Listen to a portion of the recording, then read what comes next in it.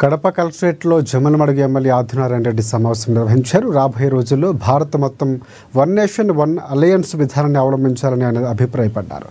ఇక దేశ రాజకీయాల స్థిరత్వానికి అభివృద్ధికి ఒకే విధమైన కూటమి అవసరమని చెప్పారు. ఏపీ రాష్ట్రంలో వసతులు మౌలిక వసతులు పెరుగుతున్నాయంటూ ఆయన పేర్కొన్నారు.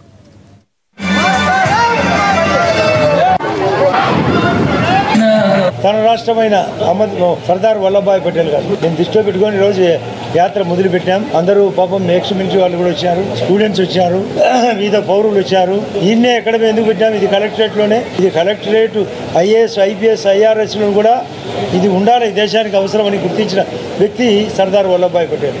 వాళ్ళ వలన చేతిలో అడ్మినిస్ట్రేషన్ జరగాల. అడ్మినిస్ట్రేషన్ జరిగితే ఉన్నతంగా జరుగుతుంది. అందులో 2:1 రేషియోలో, అంటే ఇతర రాష్ట్రాల వాళ్ళు ఇద్దరు ఐఏఎస్లు మన రాష్ట్రానికి సంబంధించిన ఒకరు ఉన్నారు. ఆ రేషియోలో ఉంటే ఈ యొక్క రాష్ట్రాలు బాగుపడతాయి.